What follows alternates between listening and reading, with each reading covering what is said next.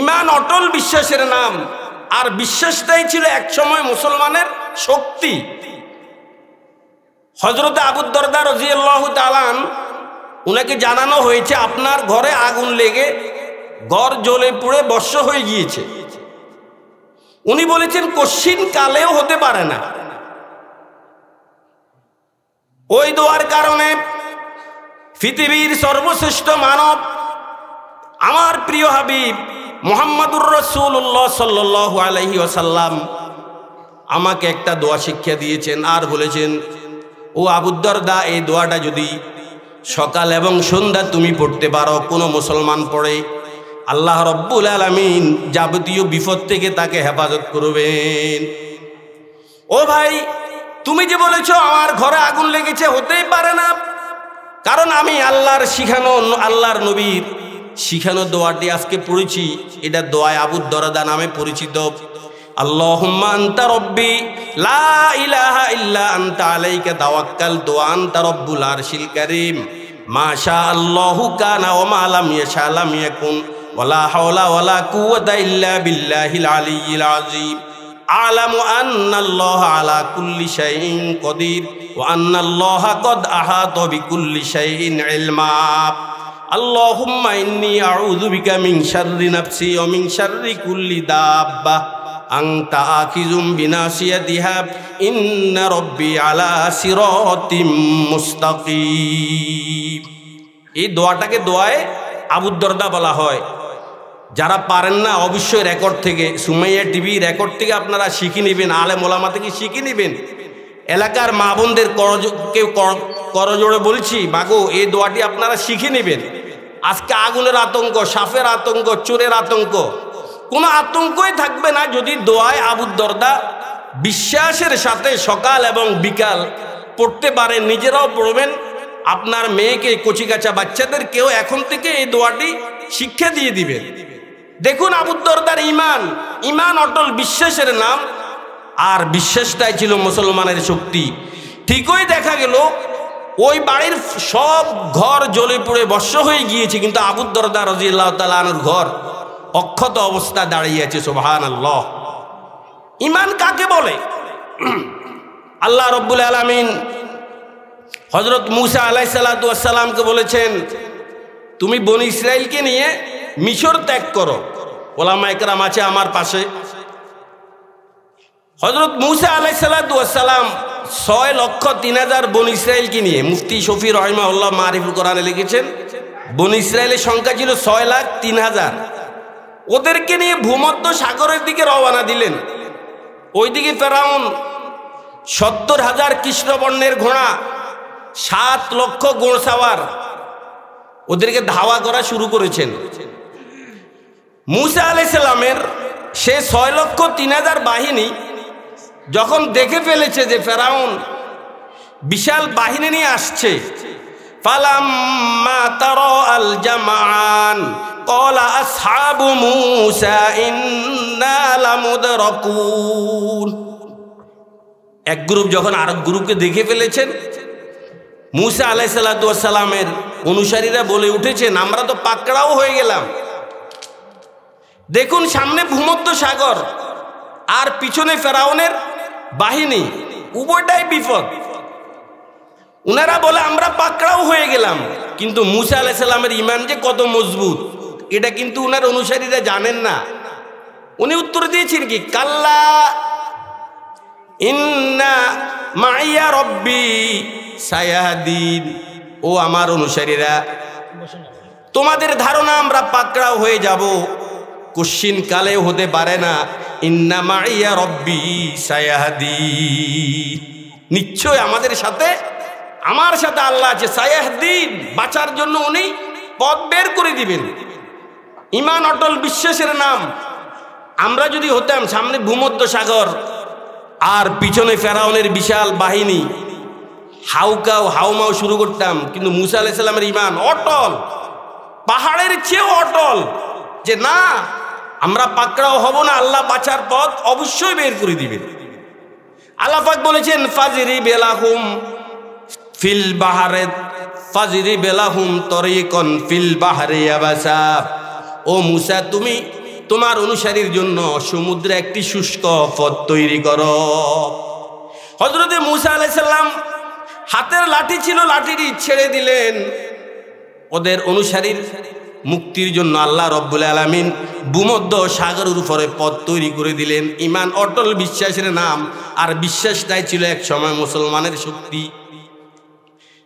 জনাব মুহাম্মদুর রাসূলুল্লাহ সাল্লাল্লাহু আলাইহি ওয়াসাল্লাম হযরত আবু বকর সিদ্দিক রাদিয়াল্লাহু তাআলা আনহুকে নিয়ে যখন সৌর পাহাড় পর্বতের গুহায় আশ্রয় নিয়েছেন আল্লাহর নবীকে খোঁজার জন্য, মক্কার সেই কুখ্যাত কাফেরেরা গর্তের দ্বার প্রান্তে এসে পৌঁছে গেছে। পায়ের দিকে তাকাইলে নবীজিকে দেখে ফেলবেন। হযরত আবু বকর বলে উঠেছেন, ইয়া রাসূলুল্লাহ, যাদের বয় এখানে পালিয়ে এসেছে ওরা তো গর্তের দ্বার প্রান্তে এসে গেল, পাও দেখা যায়, নিচের দিকে তাকাইলে আমাদেরকে দেখে ফেলবে, আমরা ধরা পড়ে যাব। ইল্লা তাসুরুহু ফাকাদ নাসারাহুল্লাহু ইয আখরাজাহুল্লাযীনা কাফারু সানিয়াসনাইনি ইয হুমা ফিল গার ইয ইয়াকুলু লিসাহিবিহি লা তাহজান ইন্নাল্লাহা মা'ানা। ও আবু বকর, তুমি কি ভেবেছো? লা তাহজান, চিন্তা করো না, টেনশন করো না, ভয় করো না। তুমি ভেবেছ এই গর্তের ভিতর আমরা দুইজন? না না, তোমার এই ধারণা ভুল। ইন্নাল্লাহা মা'ানা, আমাদের সাথে আল্লাহ রব্বুল আলামিনও আছে। ঈমান অটল বিশ্বাসের নাম, আর বিশ্বাসটাই ছিল মুসলমান। যদি তোমরা তোমাদের হারানো ঐতিহ্য ফিরে পেতে চাও, তোমাদেরকে আবার ঈমান নবায়ন করতে হবে। আমাদের ঈমানে উইফুকা ধরে গেছে, দুর্বল হয়ে গেছে। ঈমান এটা অটল বিশ্বাসের নাম, আবার ঈমান হতে হবে শিরক মুক্ত ঈমান। আমি আর আপনি ঈমানদার, তবে আমার আর আপনার ঈমান শিরকে ভরা। এখনো অনেক মুসলমানকে দেখা যায় সন্তান খুঁজে মাজারে গিয়ে, বাবার দরবারে গিয়ে, তারপরে চট্টগ্রাম আমার ভাই হজরত থাকেন ফয়েজ লেক, বড় বড় কুমির জন্য ভোগ নেয়, কশ্যপের জন্য ভোগ নেয়, বাবার দরবারে যায়। বাবা মাওলানা মাওলানা মাওলানা, দিন দুনিয়ার মালিক বাবা মাওলানা। শুধু কানসুক করবে না, নাউজুবিল্লাহ বলবে। মাওলানা কি বাবা না আল্লাহ? কথা বলেন। আউয়াল ও আখের তুমি, জহের ও বাতেন তুমি, আউয়াল ও আখের তুমি, জহের ও বাতেন তুমি। কেউ বলে মুস্তাফা তুমি, কেউ বলে হুবহু খোদা। কেউ বলে মুস্তাফা তুমি, কেউ বলে হুবহু খোদা। খাজারে বলে আউয়াল আখের জহের বাতেন, আবার কেউ নবী বলে, কেউ খোদা বলে। ইমানদার কিন্তু ল্যাংটার কাছে গিয়ে সন্তান খুঁজে, ল্যাংটা আফাদ ও মস্তক, সারা শরীরে এক সুতার একটা বস্ত্রও নেই, ল্যাংটা উলঙ্গ বসে আছে। বাবা চাকরি হয় না, চাকরি দাও। বাবা ব্যবসার আয় উন্নতি হয় না, একটা ব্যবসার ব্যবস্থা করে দাও। করে গায়রে গর্বুত কি ফুজা তু কাফির, झूठे राय बेटा खुदा का तू काफिर। कहे आगे को अपना केबला तू काफिर, कवाकिब को माने करिश्मा तू काफिर। मगर मोमिनों पे कुशादा ही राहे, फुरुस्तश करे शौ किसे जिसकी चाहे। मज़ारू पे दिन रात नजरे चढ़ाए, मज़ारू पे दिन रात नजरे चढ़ाए। फकीरू से जा जा कर मांगे दुआए। ওই ফকির সেজে বসে আছে, ওদের জন্য মান্নত করে, দোয়া চায়। না তাওহীদ में कुछ खलल उससे आए, ना इस्लाम बिगड़े ना ईमान जाए। ना इस्लाम बिगड़े ना ईमान जाए। সবাই লা ইলাহা ইল্লাল্লাহ পড়নেওয়ালা, সবাই লা ইলাহা ইল্লাল্লাহ পড়ে, অথচ এই কালিমার একটা দাবি আছে, কিন্তু আমি অর্থ জানি না, তো এই জন্য এই কালিমার দাবিটাও আমি পূরণ করি না। কি দাবি? লা নাফিআ ইল্লাল্লাহ, লা যাররা ইল্লাল্লাহ, লা খালিক ইল্লাল্লাহ লা রাযিক ইল্লাল্লাহ লা ইলাহা ইল্লাল্লাহ লা ইলাহা ইল্লাল্লাহ লা ইলাহা ইল্লাল্লাহ লা ইলাহা।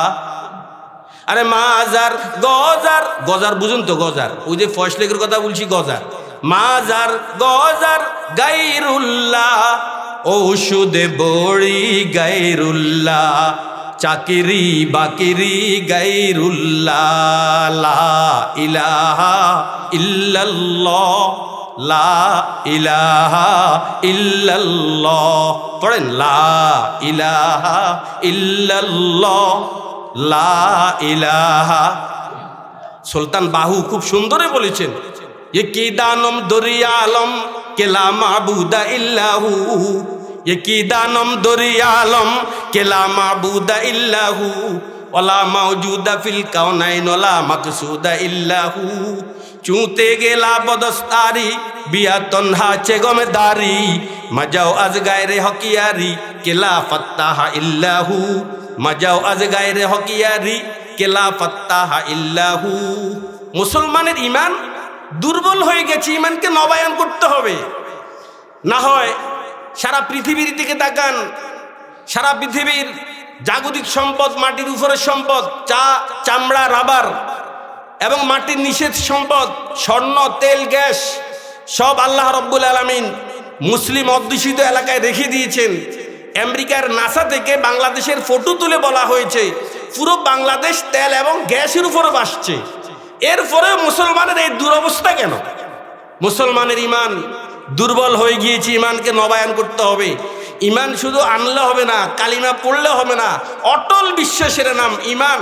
ইমান আনতে হবে, এই ইমান শিরক মুক্ত হতে হবে আপনাকে। দ্বিতীয় নাম্বার, নবীর সুন্নত আমাদেরকে আবার ধরতে হবে।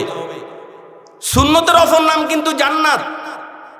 আমাদের এই দেশে দুটো পথ আছে, একটা ওলিদের পথ রাহে ওয়ালায়াত, আরেকটি হলো নবীদের পথ রাহে নবুয়ত। এই দুই পথের মধ্যে রাহে নবুয়ত যেটি নবীদের বাতানো পথ, এটা একবারেই নির্ভেজাল। যদি নবীদের বাতানো পথে আসতে পারেন, এই পথ সোজা আপনাকে জান্নাতে নিয়ে যাবে। এই পথের মধ্যে কোনো কি, এই পথ নির্ভেজাল।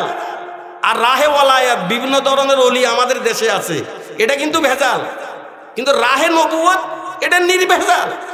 সুন্নতের অপর নাম জান্নাত। ডক্টর ইকবাল বলেছেন, मोमिन जो फैदा नक्शे काफे फाए नबी को हो जेरे कदम आज भी आलम का खजीना।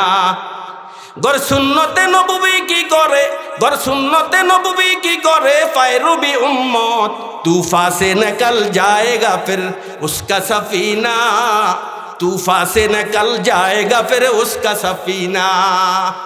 ও মুসলমান, তোমাদের অধঃপতনের একটাই মাত্র কারণ, তোমাদের ঈমান দুর্বল হয়ে গেছে এবং নবীর সুন্নত থেকে অনেক পিছনে তোমরা চলে গিয়েছ। ও মুসলমান, যদি তোমরা তোমাদের হারানো ঐতিহ্য আবার পুনর্দখল করতে চাও, আবার যদি আগের জায়গায় আসতে চাও, গর সুন্নতে নববী কি করে ফায়রবি উম্মত, তুফা সে নিকল জায়েগা ফির উসকা সফিনা। আবার নবীর সুন্নতকে আঁকড়িয়ে ধরো, সমাজের প্রতিটি রন্ধ্র স্পটে বাস্তবায়ন করো, দেখবে বাতিল ফালাবার জায়গা খুঁজে পাবে না।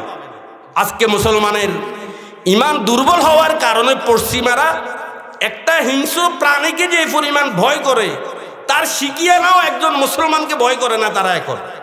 অথচ আল্লাহর নবীর জীবদ্দশায় পৃথিবীর কোনো সুপার পাওয়ার এমন ছিল না। মুসলমানের চেহারার দিকে তাকিয়ে কথা বলুন, আজকে তারা মুসলমানকে একটা প্রাণীর শিকিয়ানাও ভয় করে না। অথচ এক সময় মুসলমানের রাজত্ব শুধু মানুষের উপর নয়, প্রাণী জগতের উপরও ছিল। আমার পাশে ওলামা ইকরাম বসা আছে, হযরত উকবা ইবনে নাফে রাদিয়াল্লাহু তাআলা 18 জন মুজাহিদ নিয়ে আফ্রিকার জঙ্গলে উনি গিয়েছেন। জঙ্গলে রাত্রে থাকবেন, আফ্রিকার জঙ্গল, সেখানে বসবাস করে হিংস্র প্রাণী।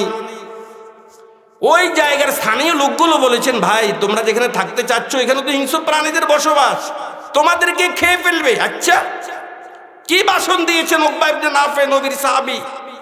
আইয়াতুহাস সিবাউ ওয়াল হাশারাত ইরহালু আন্না, আইয়ুহাস সিবাউ ওয়াল হাশারাত নাহনু আসহাবু রাসূলিল্লাহি সাল্লাল্লাহু আলাইহি ওয়াসাল্লাম, ইরহালু আন্না ফাইন্না নাজিলুন ফামান ওয়াজাদনাহু বাদু কতালনা। অর্থ তো বুঝেন নাই। ও হিংস্র প্রাণীর গোষ্ঠীরা, আমরা নবীর সাহাবী, ইরহালু আন্না, জঙ্গল খালি করো। আমার এই ঘোষণার পরে যদি একটি হিংস্র প্রাণীকেও পাওয়া যায় তোমাদের, কতাল না, হত্যা করে ফেলবো। কি ঘোষণা দিল? ফারাআন্নাসু যালিকাল ইয়াওমা আজাবা লাম ইয়ারাহু ক্বাবলা যালিক। কি আশ্চর্য ঘটনা মানুষ দেখেছে, ইতিপূর্বে দেখে নাই। ওয়া কানা সাবু ইয়াহমিলু আশবালাহু ওয়াযিবু আজরাহু ওয়াল হাইয়াতু আওলাদাহা ওয়া হিয়া খারিজাতুন আনহা সারাবান সারাবা ফাহুমিলা যালিকা কাসীরাম মিনাল বারবারি আলাল ইসলাম। ঘোষণা দিয়েছে মানুষকে না হিংস্র প্রাণীকে। শীতে ধরছে আপনাদেরকে, কাকে ঘোষণা দিয়েছে? কর হিংস্র প্রাণীকে, যে তোমরা মাঠ খালি করো। মুহূর্তের ভিতরে বাঘ তার বাচ্চাকে কামড়িয়ে, সাপ তার বাচ্চাকে কামড়িয়ে মাঠ খালি। এই দৃশ্য দেখে হাজার হাজার বিজাতি ইসলাম ধর্ম গ্রহণ করে মুসলমান হয়েছে। কেমন সঠিক ছিল মুসলমানের ইমান। মদিনাতে ভূমিকম্প এসেছে, ভূমিকম্প উমর রাদিয়াল্লাহু তাআলা আনহু শাসন আমলে। উমর রাদিয়াল্লাহু তাআলা আনহু পাও দিয়ে আঘাত করে বলেছে থাম। কাকে বলেছে? মদিনার মাটিকে, থামো। এরপর আরো আশ্চর্য কথা বললেন, লড়ো কেন? ওমর কি তোমার উপরে ইনসাফ প্রতিষ্ঠা করে নাই? লড়ো কেন? থামো। ভূমিকম্প শেষ, পাহাড় থেকে একটা আগুন বেরিয়ে এসেছে। ওমরকে যখন বলেছেন, ওমর এক সাহাবীকে বলেছেন যাও আগুনকে আবার পাহাড়ে দিয়ে আসো। ইতিহাস খুলে দেখেন, মানুষ যেভাবে প্রাণীকে পিটায়, ওই সাহাবী আগুনকে লাঠি দিয়ে পিটাই আবার পাহাড়ে দিয়ে। কি বলেন? পাহাড়ে উঠেছে, পাহাড় নড়ে।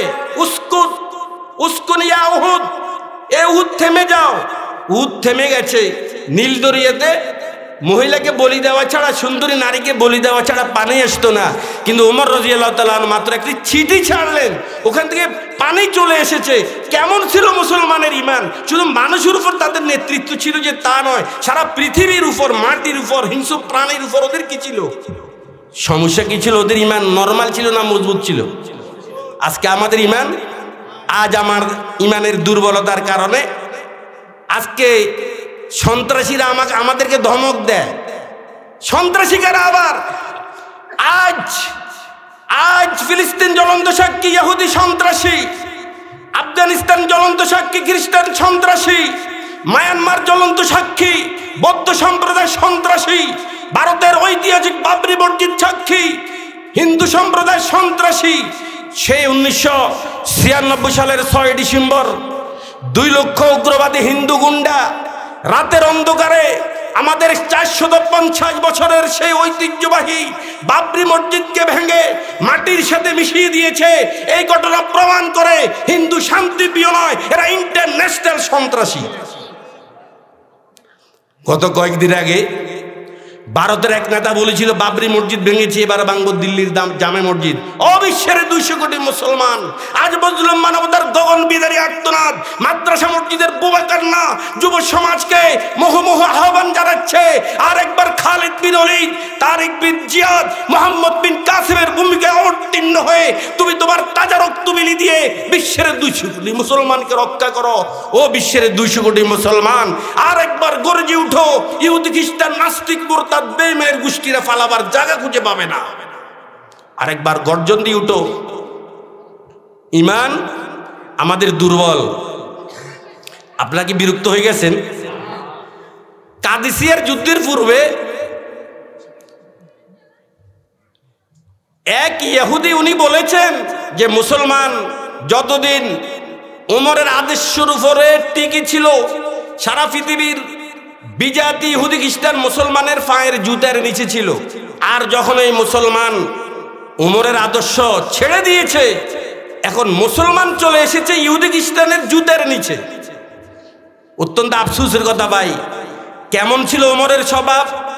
কাদিসিয়ার যুদ্ধের পূর্বে ওরা মুসলমানের খবর নেওয়ার জন্য হেরাক্লিয়াস দূত পাঠিয়েছে মদিনা, এসে ওমরকে খুঁজতেছে। রাষ্ট্রপ্রধান 26 লক্ষ বর্গমাইল আয়তনের রাষ্ট্রপ্রধান ওমরকে খুঁজতেছে। ওমরের বাসভবন কই? সাহাবা একরাম বলেছেন উনার বাসভবন নেই। উনাকে কই পাবো? মসজিদে নববীর বারান্দায় গিয়ে দেখতে পারেন। ঠিকই বারান্দায় গিয়ে দেখেছেন ওমর গায়ের জামা খুলে পোটলা বেঁধে মাথার নিচে দিয়ে দিব্যি আনন্দে নাক টেনে টেনে ঘুমাইতেছে। সারা পৃথিবীর সুপার পাওয়ার, যে পথ দিয়ে হাঁটলে শয়তান হাঁটতো না, এত বড় পৃথিবীর সুপার পাওয়ার আজকে পারবে কোন পৃথিবীর রাষ্ট্রপ্রধান এভাবে মসজিদের বারান্দায় ঘুমাতে? উনি কোথাও আসবে অস্ত্র দমা নিয়ে আসতে হয়, কোথাও যদি আসতে হয় কত সিকিউরিটি, কত গার্ড। ওমর কেন গার্ড ছিল না? উনি ছিল ন্যায়পরায়ণ শাসক, এই জন্য উনি যেখানে থাকতো নির্ভয় আসতো। কোনো গার্ড ওনার কি? এই দূত এসে দেখলো ওমর ঘুমাইতেছে, হুঁশ হারিয়ে ফেলছে। দূতের হুঁশ শেষ। দূত বলেছেন হেরাক্লিয়াসকে গিয়ে, জাহাপনা পারবেন না, পারবেন না, আমি দেখেছি। কি দেখেছো তুমি বলো? হুম বিল্লাইলে রোহবানা ও বিন্নাহারে ফুরসানা।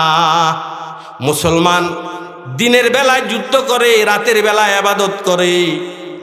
মুসলমান এমন এক শক্তি, এরা দিনের বেলায় যুদ্ধ করে, রাতের বেলায় কি করে? সবা মদে ফরে দাদারে এসে কে বাজা, সবা মদে কারে সাজে এসে কে বাজা। জুমলা আলম আজমা দর খাবে সুদ, আসে কে রব্বারে রবে বেতাবে সুদ। নবদুলার দুলহান যেমনি ভাবে রাতের গভীরতার অপেক্ষা করে কখন রাত গভীর হবে, নীরব নিস্তব্ধতা বিরাজ করবে, নবদুলার দুলহানের প্রেমময় আলাপ শুরু হবে। ঠিক আল্লাহর একদল, আল্লাহর বন্দাদের মধ্যে একদল এমন আছে, ওরাও মানুষের নীরবতার অপেক্ষা করে কখন মানুষ ঘুমিয়ে যাবে, সারা পৃথিবী নীরব নিস্তব্ধতা বিরাজ করবে, আর মাওলার সাথে তাদের প্রেম আলাপ শুরু হয়। আল্লাহ আল্লাহ আল্লাহ আল্লাহ আল্লাহ আল্লাহ। नगा उलझी हुई है रंगों में, खेरे देखुई हुई है 400 में, न छोड़े दिल फगाने सुबह गाही, हमा शायद मिले अल्लाहू में, हमा शायद मिले अल्लाहू में। दूध গিয়ে বলেছেন যাবো না, পারবেন না। दूध আরো গিয়ে বলেছেন আমি পৃথিবীর অনেক রাজা বাদশাদের সঙ্গে সাক্ষাৎ করার সৌভাগ্য আমার হয়েছে। কাইসর কিসরার সাক্ষাতেও গিয়েছি, নাজ্জাসীর সাক্ষাতেও আমি গিয়েছি, কিন্তু ওমরের মতো ব্যক্তিকে, ঘুমন্ত ওমরকে দেখে আমার হুঁশ চলে গেছে। এমন সুপার পাওয়ার ক্ষমতাধর রাষ্ট্রপ্রধান আমি ইতিহাসে আর দেখি না। পারবেন না?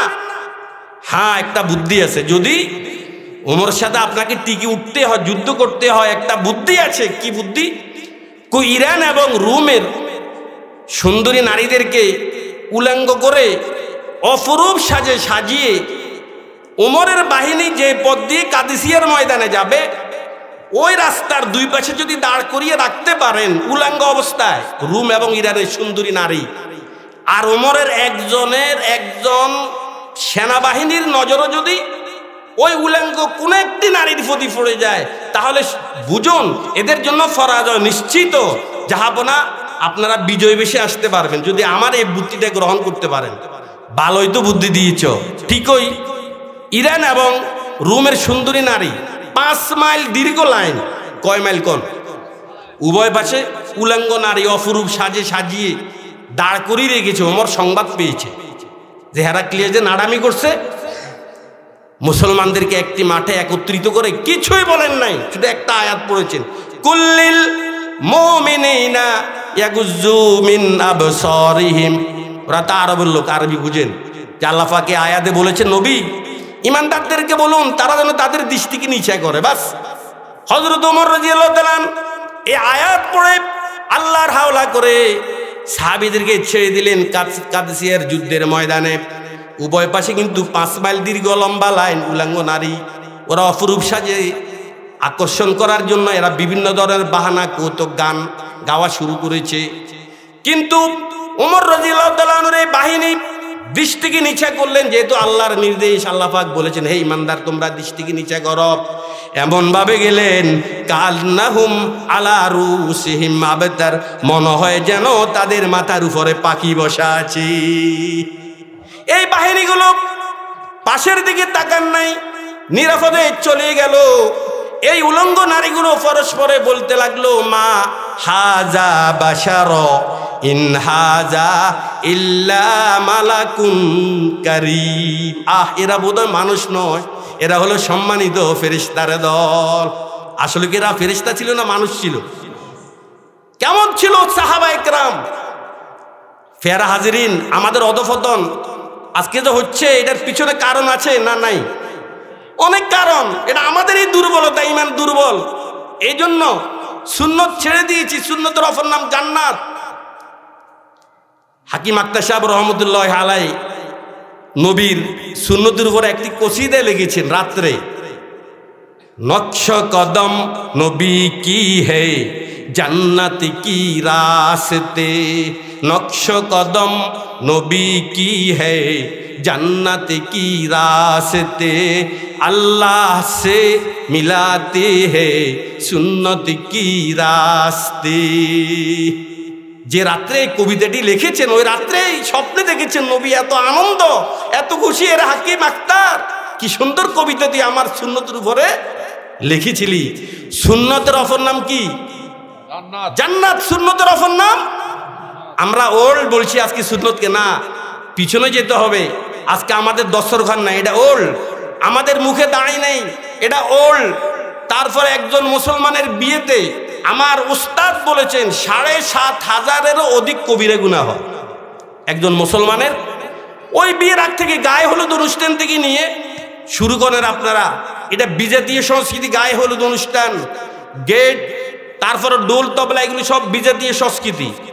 তারপরে নতুন জামাতাকে কোলে নেওয়া, মেয়েদেরকে দিয়ে মেয়েদের মাধ্যমে শরবত দিয়ে বরণ করা, বড় বকুনুপতি ওদেরকে কোলে নেওয়া, এগুলো সব বিজাতীয় সংস্কৃতি।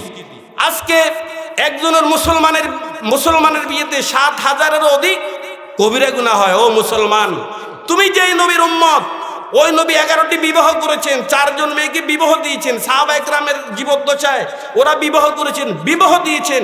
ইতিহাস দেখো, কোন সাহাবী তার বিয়েতে কি গেটের আয়োজন করেছে? শাপলা ফুল, ডোল, তারপরে গায়ে হলুদ না গায়ে মরিচ অনুষ্ঠান, এগুলো কি সাহাবায়ে কেরাম করেছে? তাহলে বিয়ের 2 দিন পর থেকে এখন খোনারের বাজার গরম। হুজুর তাবিজ দেন, স্বামী স্ত্রীর ভিতরে অমিলতা। শোন, তাবিজ একটা নয়, যদি পুরো কোরআন তোকে পেটে খাওয়াইয়ে দেওয়া হয়, তোর এই দাম্পত্য জীবনে সুখ তুই দেখবি না। কেন দেখবি না? বিবাহ এটা 2-1 জন নবীর সুন্নত না। কিন্তু ওলামায়ে কেরাম আছে হাদিস, আরবাউম মিন সুনানিল মুরসালিন আল হায়া ওয়াত তাআত্তুর ওয়াস সিওয়াক ওয়ান নিকাহ। 4 জিনিস সকল নবীর সুন্নত। তার মধ্যে নেকা, এটা সকল নবীর সুন্নত। এটা কোনো সামাজিক উৎসব নয়, এটা সকল নবীর সুন্নত, এটা ইবাদত। ও মুসলমান, নামাজ যেমনি ভাবে ইবাদত, নামাজের জন্য তুমি ডুল পিটাও না। হজ ইবাদত, হজের জন্য ডুল পিটাও না। যাকাত ইবাদত, যাকাতের জন্য তুমি ডুল পিটাও না। বিবাহটা তো ওই রকম একটা ইবাদত, এটার জন্য কেন ডুল পিটাও? এটা আমাদের বুঝে আসে না।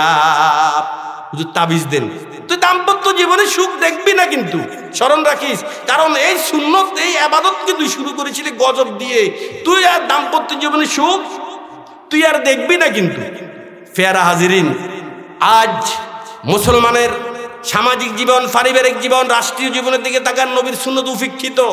আজকে মুসলমান ম্যারেজ ডে পালন করে, বিবাহ দিবস। মুসলমান বার্থডে পালন করে, জন্ম দিবস। মুসলমান ট্রাই ব্যবহার করে। মুসলমান 14 ফেব্রুয়ারি বিশ্ব গজব দিবস পালন করে। 31 নাইট মুসলমান পালন করে। তারপরে বিশ্ব কি যেন বলে ক্রিসমাস ডে 25 ডিসেম্বর মুসলমান পালন করে। 1 বৈশাখ মুসলমান পালন করে। মুসলমান কুকুর লালন পালন করে বিজেপিদের অনুসরণে। ফের হাজিরিন, বর্তমান মুসলমান এই বাংলাদেশে 17 লক্ষ মুসলমান, 17 কোটি মুসলমান। এই দেশেও নাকি বৃদ্ধাশ্রম নির্মাণ করা হয়েছে বিজেপিদের অনুসরণে। ফের হাজিরিন, আজকে আমাদের সমাজ এই ধরনের নোংরায় ভরে আছে কিনা কথা বলে। বিজেপিদের অনুসরণ কেন করব? 1 বৈশাখ এটা মুসলমানের উৎসব নয়, এটা হিন্দুদের ধর্মীয় উৎসব। তারপরে 31 নাইট বলেন, 14ই ফেব্রুয়ারি বিশ্ব গজব দিবস, এটা খ্রিস্টানদের উৎসব। মুসলমানের ঘরে আসলে কিভাবে? মুসলমান অনুকরণশীল। তোমরা অনুকরণ ইহুদিকে কেন করো? তোমরা অনুকরণ খ্রিস্টানকে কেন করো? তোমরা অনুকরণ হিন্দুকে কেন করো? তোমাদের জন্য তো অনুকরণীয় আল্লাহর রাসূল। লাকাদ কানা লাকুম ফি রাসূলিল্লাহি উসওয়াতুন হাসানাহ। তোমাদের ভিতরে নবীর আদর্শের মধ্যে নবী লাকাদ কানা, লাকাদ কি আছে? হ্যাঁ, লাকাদ কানা ফি রাসূলিল্লাহ, রাসূলের মধ্যে তোমাদের জন্য রয়েছে উত্তম আদর্শ। ও মুসলমান, তোমরা ট্রান্সজেন্ডার কোথায় পেয়েছো? কি বলেন? বহুল আলোচিত এবং ইমান বিধ্বংসী একটা ষড়যন্ত্র। আপনারা নাম শুনেছেন, এটা কি ট্রান্স? সবাই বলেন ট্রান্স। আমার মুরব্বী বাবারা হয়তো কম বুঝবেন, ইয়াং সমাজ কিন্তু বুঝে। এই ট্রান্সজেন্ডার এটা কিন্তু কুফরি মতবাদ, এটা শয়তানি মতবাদ, এটা কোরআন সুন্নাহ বিরোধী মতবাদ। কোন মুসলমান যার ভিতরে ন্যূনতম ঈমান আছে সে ট্রান্সজেন্ডারকে কখনো বৈধতা দিতে পারে? জানো মুসলমান ট্রান্সজেন্ডার কি? যদি এই ট্রান্সজেন্ডারকে বৈধতা দেওয়া হয় তাহলে জেনা ব্যভিচার ঝড়ের গতিতে শুরু হবে, ইসলামের ফরজি বিধান ফর্দা এটা উঠে চলে যাবে। তারপরে বিকৃত যৌনাচার, যেটাকে সমকামিতা বলা হয়, এটা প্রতিষ্ঠা হবে। কওমে লূতের আমল। আপনারা যুব সমাজ আপনারা বুঝবেন, পৃথিবীতে একটা আশ্চর্যতম সাগরের নাম আছে যেটাকে ডেথ সি বলা হয়। মরুসাগর, আরবিতে বলা হয় আল বাহরুল মাইয়িত, মৃত সাগর। এই মরুসাগর বলে না ডেথ সি বা মৃত সাগর, এটার পিছনে কিন্তু একটা ইতিহাস আছে। এটা কিন্তু বর্তমানে জর্ডানে অবস্থিত। এই সাগরটার উৎপত্তি কোথার থেকে? হযরত লূত আলাইহিস সালামের কওম একটি গর্হিত কাজে তারা কি ছিল? লিপ্ত ছিল, যেটাকে এই কি যেন বলা হয়, সমলিঙ্গের যৌনতা বা সমকামিতা যেটাকে বলা হয়। এরা এই সমকামিতাতে লিপ্ত ছিল। লূত আলাইহিস সালাম আপ্রাণ ভাবে ওদেরকে বোঝানোর চেষ্টা করেছে, কিন্তু ওরা লূত আলাইহিস সালামের কথা শুনে নাই। আল্লাহ রব্বুল আলামিন ওদেরকে শাস্তি দিয়েছেন, 5টা শাস্তি। কটা শাস্তি? কথা বলেন। 5টা শাস্তি দিয়েছেন, কোরআনে আছে। 1 নাম্বার রূপ বিকৃতি শাস্তি, ওদের রূপকে পরিবর্তন করে দেওয়া হয়েছে। 2 নাম্বার ঘূর্ণিঝড়। 3 নাম্বার ফাখাযাতুহু মুসাইহাতু মুশরিকিন। এটা হলো আওয়াজ, জিব্রাইলের আওয়াজ। জিব্রাইল ওই বস্তি দিকে এত বিকট ভাবে একটা আওয়াজ দিয়েছে, এটা লক্ষ লক্ষ বজ্রধ্বনির সম্মিলিত শক্তির চেয়েও ভয়াবহ ছিল। সকলের কানের পর্দা ফেটে গেছে। জিব্রাইলের আওয়াজ। ফাজআলনা আলিয়াহা সাফিলাহা। 74 নম্বর আযাব, ওদের এই ভূমির উঁচু অংশকে নিচু আর নিচের অংশকে উঁচু করে দিয়েছেন। কওমে লূত, এটা 80 কিলোমিটার লম্বা, 81 কিলোমিটার চওড়া, আর 21 কিলোমিটার চওড়া, 80 কিলোমিটার লম্বা। জিবরিল আলাইহিস সালামকে আল্লাহ পাক 600 ডানা দান করেছেন। একটি ডানার সাহায্যে এই এত বড় বস্তিকে এভাবে মাটির নিচে ঢুকিয়ে আকাশে নিয়ে গেছে, এত উপরে নিয়ে গেছে। ফেরেশতারা ওই বস্তির গরু ছাগলের আওয়াজ পর্যন্ত শুনেছে, এবং পানির গ্যালাস যেটা যেভাবে ছিল ওইভাবে রয়েছে, এটা কাত হয়ে পড়ে নাই। এত উপরে নিয়ে জিবরিল আলাইহিস সালাম আবার এভাবে উপর করে ডানা দিয়ে চাপ মেরেছেন। এটা সমতল ভূমি থেকে 1350 ফিট নিচে দেবে গেছে। এই মরুসাগরের গভীরতা কিন্তু 1350 ফুট। তারপরে ফাজআলনা আলিয়াহা সাফিলাহা ওয়া আমতারনা আলাইহিম হিজারাতাম মিন সিজিলিম মানজুদ। ওদের উপরে পাথর বর্ষণ করা হয়েছে।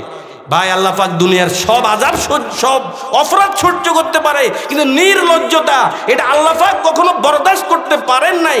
সমকামিতা বলেন, এই ট্রান্সজেন্ডারের মাধ্যমে বিজাতি অতি সুকৌশলে, কারণ সমকামিতা বললে আপনারা হয়তো অনেকে বুঝে যাবেন, এই জন্য শব্দটাকে পাল্টিয়ে বলেছেন ট্রান্সজেন্ডার, এটার জন্য আপনারা বুঝতেই না পারেন। উদ্দেশ্য কোনোভাবে যদি সংসদে আইন পাস করতে পারে তাহলে সমলিঙ্গের যৌনতা, সমলিঙ্গের মধ্যে যৌনতা, নারী নারী বিবাহ হবে, পুরুষ পুরুষে বিবাহ হবে, এটা মারাত্মকতম অপরাধ। এটাকে ডেথ সি কেন বলা হয়, মৃতসাগর কেন বলা হয়? আপনারা জানেন, যারা পড়ালেখা করেছেন, বিভিন্ন সাগরের নিচে সুন্দর সুন্দর গাছ থাকে, গাছে ফল থাকে, ফুল থাকে, কিন্তু এই ডেথ সি যে মরুসাগরের তলা একবার সাফ, এখানে কোনো গাছগাছালি নেই। 2 নাম্বার, এখানে কোনো প্রাণী জীবিত থাকে না। কোনো জীবন্ত মাছকে যদি এখানে এনে ছেড়ে দেওয়া হয় সাথে সাথে মৃত্যুবরণ করে, তার মানে বোধহয় আল্লাহর গজব এখনো সেখানে কি হচ্ছে। তৃতীয় নাম্বার, অন্যান্য সাগরে লবণের মাত্রা থাকে 4 থেকে 6, আর ডেড সিতে লবণের মাত্রা 26, এই জন্য এটাকে মরুসাগর বলা হয়। তো ফের হাজিরিন, কোন মুসলমান এই ট্রান্সজেন্ডারকে বৈধতা দিতে পারে না। যদি ট্রান্সজেন্ডারকে বৈধতা দেওয়া হয় তাহলে বিবাহ নিয়ে জটিলতা দেখা দিবে, উত্তরাধিকার বন্টন নিয়ে জটিলতা দেখা দিবে, ইমামতি নিয়ে জটিলতা দেখা দিবে, অর্থাৎ পুরো দেশ সারখার হয়ে যাবে। আপনারা কি ট্রান্সজেন্ডারের বৈধতা দেওয়া হোক আমাদের এই বাংলাদেশ সরকার, আপনারা কি রাজি না? সকলে না বলেন রাজি? এটা কখনো হতে দিব না, কখনো হতে দিব না। 18-17 লক্ষ মুসলমানকে একজোটে মাঠে অবতীর্ণ হতে হবে, না হয় কওমে লুতকে যেভাবে আল্লাহ পাক ধ্বংস করে দিয়েছেন আমাদের জন্য ধ্বংস অপেক্ষা করছে। এটাকে কোনোভাবে বাংলাদেশে যেন বাস্তবায়ন হতে না দেওয়া হয়। আপনার শিক্ষিত মহল এই কেন্দ্রিক সচেতন থাকতে হবে। আজ মুসলমানের অধঃপতনের, রাখেন আমি মুখস্থ আছে, আজ মুসলমানের অধঃপতনের কারণ মুসলমান নবীর আর ঈমান দুর্বল হয়ে গেছে। দ্বিতীয় নাম্বার, মুসলমান নবীর সুন্নত ছেড়ে দিয়েছে। মাইকেল এইচ হার্ট একজন খ্রিস্টান একটি বই লিখেছে, দি 100, বিশ্বের শ্রেষ্ঠ 100 মনীষীর ইতিহাস। যুবক ভাইয়ারা আপনারা মার্কেট থেকে ক্রয় করবেন, দি 100। উনি একটা বই লিখবেন, মাইকেল এইচ হার্ট। কি উদ্দেশ্য কি উনার বই লেখার? যে সারা পৃথিবীর সংস্কারমূলক কাজ যারা যারা করেছে ওদেরকে উনি এই বইতে একত্রিত করবেন। 100 জন মানুষকে উনি বেছে নিয়েছেন, ওর মধ্যে যিশু খ্রিস্টান আছে, আমাদের নবী মুহাম্মদুর রাসূলুল্লাহ সাল্লাল্লাহু আলাইহি ওয়াসাল্লাম, এভাবে আরো বড় বড় ব্যক্তিদেরকে এনে উনি 100 জন একত্রিত করেছেন। এখন বই লিখবেন, র্যাঙ্কিং করবে কিভাবে, সর্বপ্রথম কার নাম লিখবেন? যদি উনি খ্রিস্টান হতে পারেন, দি 100 খুলে দেখুন, উনি সর্বপ্রথম এনেছে মুহাম্মদুর রাসূলুল্লাহ সাল্লাল্লাহু আলাইহি ওয়াসাল্লামের নাম। আশ্চর্য ব্যাপার, তুমি একজন খ্রিস্টান, তুমি বই লিখবে, খ্রিস্টানের অনেক বড় বড় নেতার নামও তো তুমি এখানে এনেছো, ওদেরকে দিয়েই তো বইটি শুরু করতে পারতে, কিন্তু মুসলমানের নবীর নাম তুমি এনেছো কেন? তুমি তো মুসলমান নয়। কয় তাহলে তুমি ইসলাম ধর্ম গ্রহণ করো না কেন, বাধা কি? ভাই, মুসলমানের বইতে এক ধরনের, বই স্টাডি করলে এক ধরনের মুসলমান পাই, আর মুসলমানের বাস্তবিক জীবন যদি স্টাডি করি আর এক ধরনের পাই। বলেন বইতে একরকম ইসলাম আর বাস্তবিক জীবনে কি? বলেন বইয়ের ইসলাম আর আমাদের বাস্তবিক জীবনের ইসলামে কোনো মিল আছে? কথা বলেন, সবাই বলেন মিল আছে। এই জন্য আমি ইসলাম ধর্ম গ্রহণ করি না। পেয়ারা হাজিরিন, আমার আর আপনার দুষ্কৃতির কারণে, আমার আর আপনার নষ্টামির কারণে, যেখানে মুসলমান ছিল বিজাতির জন্য একটা মডেল, একটা আদর্শ, আমাদের আদর্শ দেখে 2-4 জন যা আরো ইসলাম ধর্ম গ্রহণ করতো ওরা আরো পিছিয়ে যাচ্ছে এখন। এই জন্য মুসলমান 1 নাম্বার ঈমান নবায়ন করতে হবে যদি হারানো ঐতিহ্য ফিরে পেতে চান। দ্বিতীয় নাম্বার, সমাজের প্রতিটি রন্ধ্রে রন্ধ্রে স্পটে আল্লাহর নবীর সুন্নতকে বাস্তবায়ন করতে হবে। তৃতীয় নাম্বার, কোরআনকে ধরতে হবে। কি ধরতে হবে?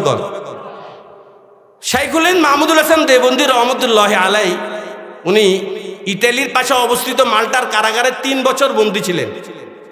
উনি মাল্টার কারাগার থেকে বের হয়ে যে ভাষণটুকু সর্বপ্রথম দিয়েছেন, ওই ভাষণের সারাংশ যে আজ মুসলমানের অধঃপতনের একটাই মাত্র কারণ, সেটা হচ্ছে মুসলমান দলাদলি, ইখতিলাফ, পারস্পরিক বিভক্তি।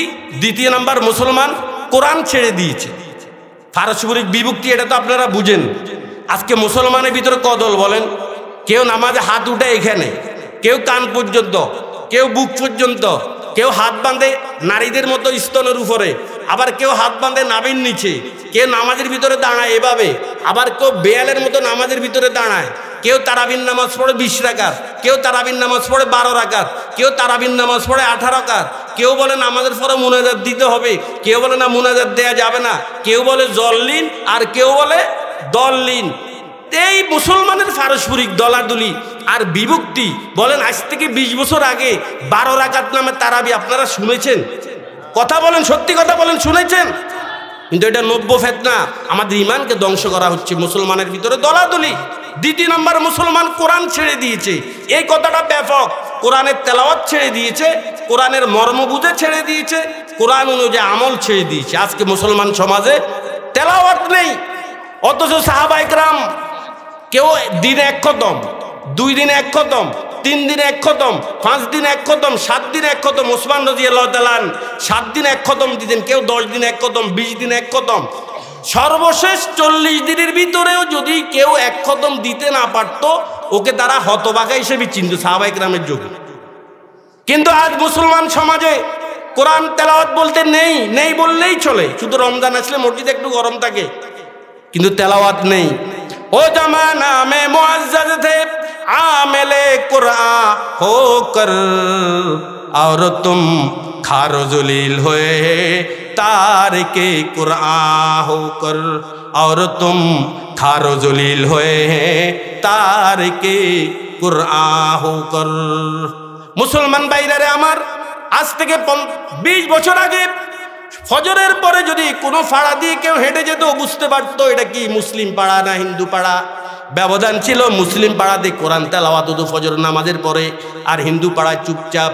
কিন্তু আজ যদি আপনি ফজরের নামাজের পরে কোনো পাড়া দিয়ে হেঁটে যান, আপনি বুঝতেও পারবেন না এটা কি মুসলিম পাড়া নাকি হিন্দু পাড়া। কারণ মুসলমানের যুবকদের ঘুম শুরু হয় মুয়াজ্জিনের ফজর আজানের পরে। সারা রাত লেফের নিচে মাথা ঢুকিয়ে কত অশ্লীল কত গর্হিত কাজ দেখেছে। অনেক যুবক ভাই এমনও আছে, আপনারা মনোকষ্ট নেবেন না, যে উলঙ্গ ছবি দেখতে দেখতে ওনার কাপড় পর্যন্ত নষ্ট হয়ে গেছে। ওই অপবিত্র অবস্থায় না পড়েছে ফজরের নামাজ, না পড়লেও আর কি সারা দিনটা উনার এভাবে গিয়েছে। অথচ ডক্টর ইকবাল বলেছেন, তেরে মাহফিল ভি গয়ে চাহনে ওয়ালে ভি গয়ে, শবে আহে ভি গয়ে সুবহ কে নালে ভি গয়ে। আফসোস করে আল্লাহর দরবারে বলেছেন, ওগো আল্লাহ তেরে মাহফিল ভি গয়ে, তোমার ওলিদের জলসাও চলে গেছে। চাহনে ওয়ালে ভি গয়ে, যারা তোমার কাছে চাইতো তারাও চলে গেছে। শবে আহি ভি গয়ে সুবহ কে নালে ভি গয়ে, যে সমস্ত শেষ রাত্রুটে যে সমস্ত ঘর থেকে মানুষ তোমার দরবারে হাত তুলে কান্নাকাটি করত, সবে আহে বিগেয়ে সুবহে কে নালে বিগেয়ে। আর এখন মানুষ কান্দে না, যেদিকে তাকাবেন উনি হাসছে। যত অভাব হোক, হাসা ছাড়া কোনো কান্না মানুষের চোখে এখন কি। মুসলমান ভাইরা, আল্লাহর নবী বলেছেন, মান করা সূরাত ইয়াসিন ফি আউয়ালিন নাহার কুজিয়াত হাওয়াইজু। আমার কোন উম্মত যদি দিনের অগ্রভাগে সূরা ইয়াসিন তেলাওয়াত করে, আল্লাহ রব্বুল আলামিন তার যাবতীয় প্রয়োজন কুদরতিভাবে পূরণ করে দিবে। আজকে প্রয়োজন পূরণ করার জন্য, রিজিকের জন্য কত কষ্ট। ও মুসলমান, সূরা ইয়াসিন তেলাওয়াত করা এলাকার মা বোনদের দৃষ্টি আকর্ষণ করে বলছে, মা গো ফজরের নামাজ পড়ে ঘুমাবেন না। 3 কারণে মানুষের ঘর থেকে বরকত চলে যায়। কয় কারণে? 1 নাম্বার, মিথ্যা কথা বললে মানুষের ঘর থেকে বরকত চলে যায়। 2 নাম্বার, রিজিকের প্রতি যদি অসম্মান প্রদর্শন করা হয় বরকত চলে যায়। 3 নাম্বার, সকাল সকালে যদি ঘুম থেকে না উঠে, অর্থাৎ ফজরের নামাজের পর যদি ঘুমিয়ে থাকে, বরকত চলে যায়। হাদিসের আলোকে বোঝা যায় আল্লাহ পাক প্রত্যেক দিন সকালবেলায় মানুষের রিজিক বন্টন করে। এই সময়টা হচ্ছে ফজরের নামাজের পর থেকে এশরাকের সময়ের আগে। এই সময়ের ভিতরে মানুষের রিজিক বন্টন হয়। আর যখন আমার রিজিক বন্টন হচ্ছে তখন আমি ঘুমিয়েছি, তাহলে আমি কি পাবো বলেন? এই জন্য সূরা ইয়াসিন পড়বেন। 2 নাম্বার, মুসলমান মাগরিবের পরে সূরা ওয়াকিয়া, মান করা সূরাতাল ওয়াকিয়া ফি কুল্লি লাইলাতিন লাম তুসিবহু ফাকাতুন আবাদা। নবী বলেছেন, আমার কোন উম্মত যদি মাগরিবের পরে সূরা ওয়াকিয়া তেলাওয়াত করে, দারিদ্রতা কখনো তাকে স্পর্শ করবে না।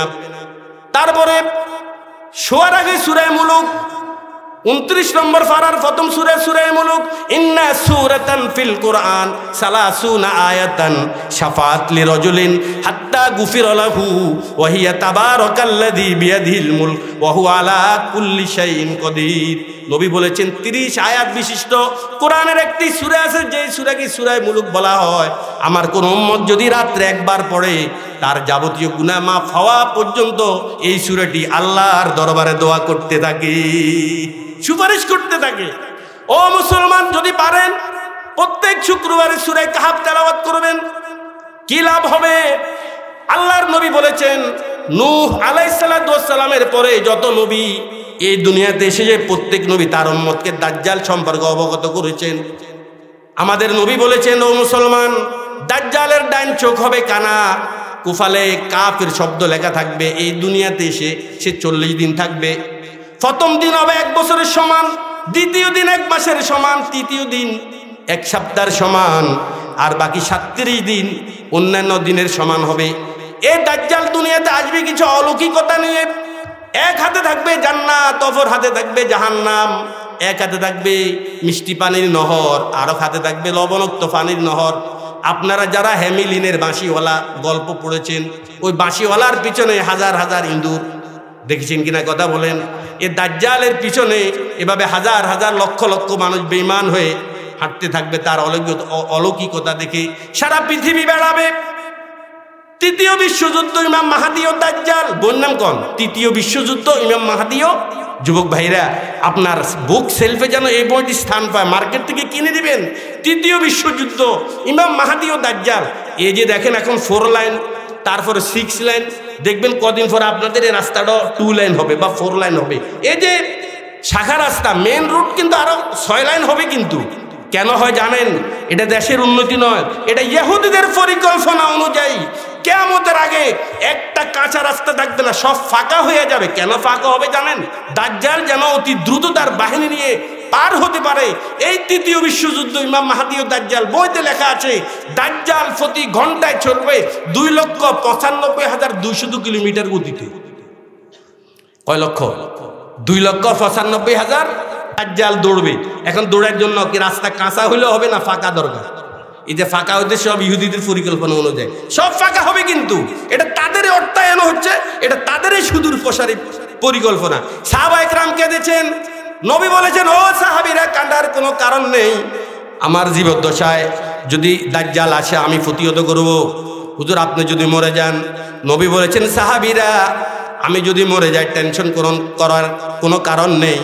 তোমাদেরকে একটা সূরা আমি শিখিয়ে যাচ্ছি, সূরা কাহাফ নামে। আমার কোনো উম্মত যদি শুক্রবারে সূরা কাহাফ 15 পারার শেষ থেকে শুরু 16 পারায় গিয়ে শেষ, এই সূরা কাহাফ যদি শুক্রবারে সারা দিন ব্যাপী যেই কোনো সময় আমার কোনো উম্মত পড়ে, আল্লাহ রব্বুল আলামিন দাজ্জালের ফিতনা থেকে তাকে হেফাজত করবে। আলোচনা শেষ। আর একটু সামান্য, একদিন আল্লাহর নবী বলেছেন, আয়াজিদু আহাদুকুম মাইয়াকরা ফি লাইলাতিন সুলুসাল কুরআন। ও সাহাবীরা, কে আছে তোমাদের মধ্যে এমন প্রত্যেক রাত কোরআনের 3 ভাগের 1 ভাগ অর্থাৎ 10 পারা পড়ে ঘুমাতে? কলু কাইফা ইউকরা সুলুসুল কুরআন। হুজুর 10 পারা পড়ে ঘুমানো এটা সম্ভব নাকি? এটা তো অসম্ভব। নবী বললেন, কুল হুয়াল্লাহু আহাদ ইয়াদিলু সুলুসাল কুরআন। সাহাবীরা, অসম্ভবের কিছুই নেই। 3 বার যদি সূরা ইখলাস পড়তে পারো, কয়বার কর? আরে একবার যদি পড়ো তাহলে কোরআনের 1/3 অর্থাৎ 10 পারার সওয়াব। আর যদি 2 বার পড়ো 20 পারার সওয়াব। 3 বার পড়লে, কথা বলেন, 3 বার পড়লে? তাহলে মুসলমান, 10 পারা পড়ে ঘুমানো সহজ না কঠিন? আবার বলেন, সহজ না কঠিন? কি পড়বেন, কি পড়বেন? সূরা ইখলাস। উলামায়ে কেরাম বলেছেন, রাত্রে 3 বার সূরা ইখলাস পড়া মুস্তাহাব। 30 পারা কোরআন পড়ে ঘুমালে যে সওয়াব, রব্বুল আলামিন আপনাকে সেই সওয়াবটুকু দান করবে। মুসলমান ভাইরা, নবী বলেছেন, মান করা কুল হুয়াল্লাহু আহাদ 10 মাররাত বুনিয়া লাহু বিহা কসরুন ফিল জান্নাহ, ওমান করা 20 মাররাতান বুনিয়া লাহু কসরান ফিল জান্নাহ, ওমান করা 30 মাররাতান বুনিয়াত লাহু সালাসাতু কুসুরিন ফিল জান্নাহ। খেয়াল করে শুনুন, আল্লাহর নবী বলেছেন, আমার কোন উম্মত যদি শুধুমাত্র 10 বার সূরা ইখলাস পড়ে, আল্লাহ রব্বুল আলামিন তার জন্য জান্নাতে একটি বালাখানা নির্মাণ করবে। ও মুসলমান, যদি 20 বার পড়েন 2টা বালাখানা, যদি 3 বার পড়েন 3টা বালাখানা। আজকে এই 12 গোয়া নিবেশি আপনাদেরকে আমি শেষ কথাটুকু বলে যাচ্ছি, আপনার কোনো দিন যেন এমন না যায় যে আপনি জান্নাতে একটি ঘর নির্মাণ করেন নাই। বলেন, জান্নাতে ঘর নির্মাণ করার মাধ্যম কি? 10 বার সূরা ইখলাস। বলেন কি? আবার বলেন কি? যদি দৈনিক কমপক্ষে 10 বার সূরা ইখলাস পড়েন, জান্নাত আপনার একটা ঘর হবে। যদি 20 বার পড়েন 2টা হবে, 30 বার পড়লে 3টা হবে। প্রতি 10 বারে একটা যদি 100 বার পড়েন 10টা, কি বলেন 10 বার সূরা ইখলাস পড়তে কমপক্ষে 1 ঘন্টা সময় লাগবে নাকি 5 মিনিট? বলেন কয় মিনিট? ইনশাল্লাহ দৈনিক পারবেন তো? আমি যে জান্নাতে একটি ঘর নির্মাণ করে ঘুমাবো, পারবেন তো?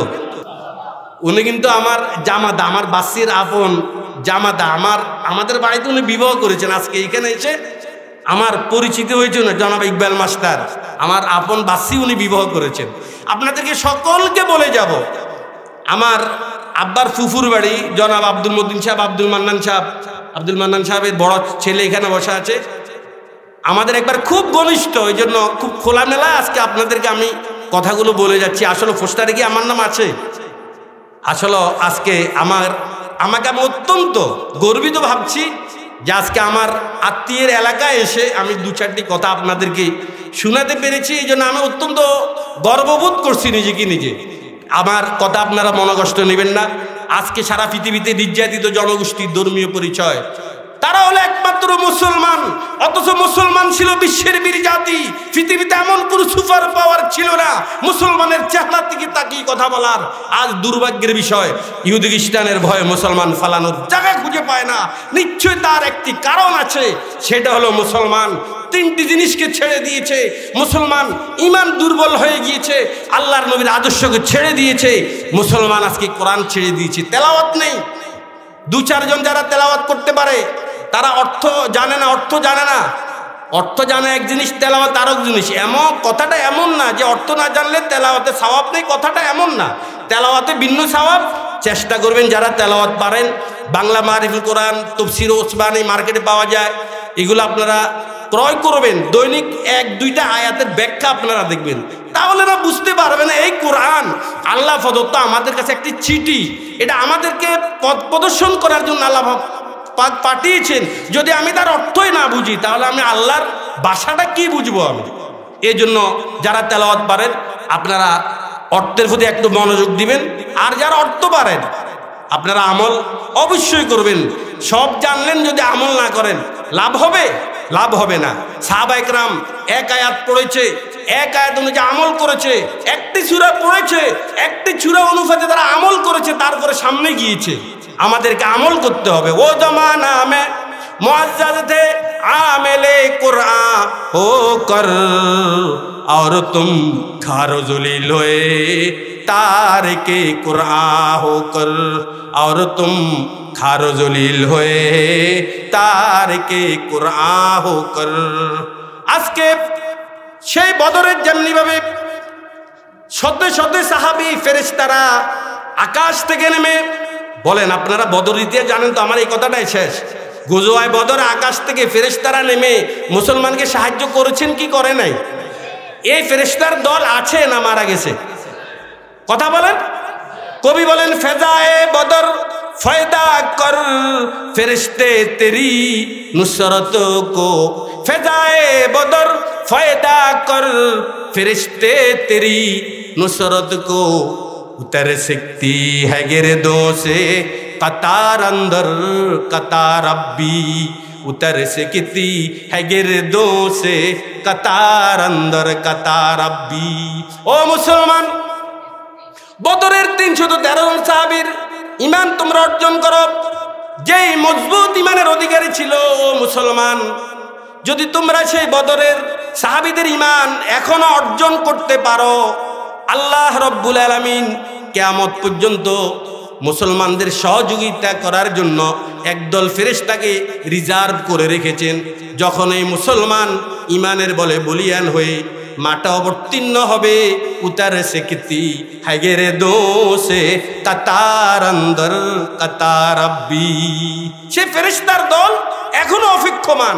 ও মুসলমান, বিজাতির গায়ে লাথি মারো, গায়ে হলুদের গায়ে লাথি মারো, দোল শাপলা তবলা ইত্যাদির গায়ে লাথি মারো। আজকে আমি মুসলমান, তবে বাহ্যিক মুসলমান, ज़ाहिर में तिजारत है हकीकत में जुआ है सुद एक लाखू के लिए मर्गे मफाजात ला हौला वला कुव्वत ये कैसा बशर है सूरत बूझी न मगर दुम तो नहीं है आए दादे नया शाने नया रंगे नया है आए दादे नया शाने नया रंगे नया है नामे मुसलमान मगर कामे कुफुर है बोले नामे मुसलमान मगर कामे कुफुर है नामे मुसलमान আর কাম করে সমস্ত কুফরের যে কথাগুলো বলেছি আল্লাহ রাব্বুল আলামিন আমাদের সকলকে আমল করে উভয় জাহানে ধন্য হওয়ার তৌফিক দান করুন ওমা আলাইনা ইল্লাল বালাগ ওমা তাওফিক ইল্লা বিল্লাহ আসসালামু আলাইকুম ওয়া রাহমাতুল্লাহি ওয়া বারাকাতুহু।